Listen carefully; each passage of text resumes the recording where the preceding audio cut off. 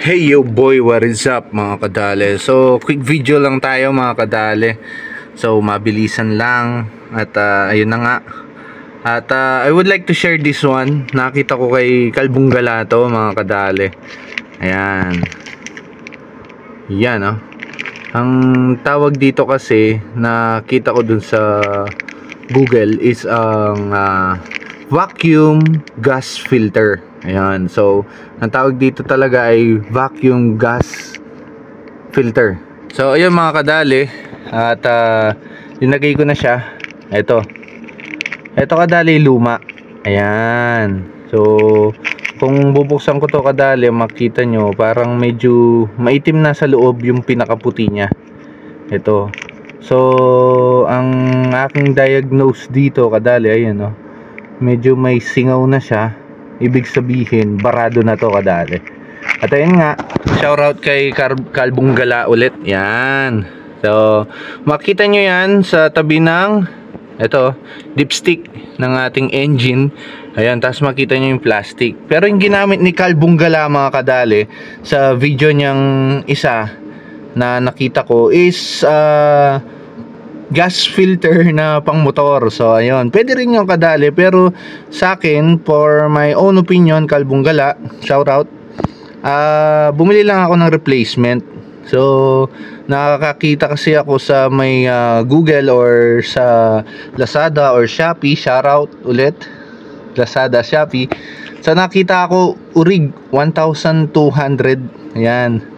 So kinakailangan ko agad palitan. Siguro after ilang kilometer papalitan din natin ng original 1,200. Pero kay RC Brian's 400 pesos to kadali. So shout out RC Brian Auto Supplies, of course, trusted yan mga kadali. O ayan mga kadali, at pinalitan ko siya. Napakadali lang naman mga kadali. Ganyan lang nakalagay yan. Yan, ganyan lang.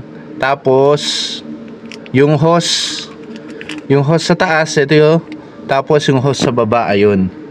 So ayun kadali, madali lang ano yan, madali lang sundan. So if ever DIY nyo yan kadali, okay na okay yan, walang problema yan kadali.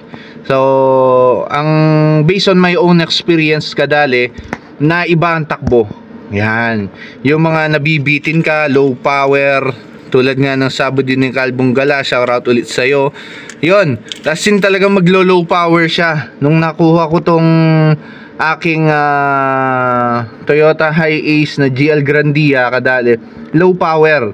So tinry ko, at ngayon nagamit ko na siya.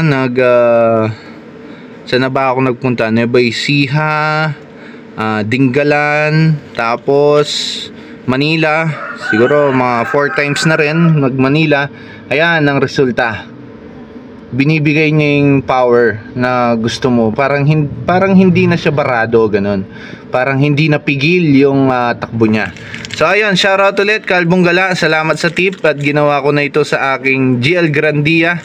So maraming salamat sa panunood ng video na ito. So ang gagawin ko ngayon kadali, maglilinis ako ng makina. So ayun, at thank you for watching this video. Sana nakatulong ito sa inyo mga kadali. Ride safe lagi, sinasabi ko sa inyo. At Mr. Worldwide, dale. Bye bye mga kadali. Ride safe sa daan mga kadali. Alright.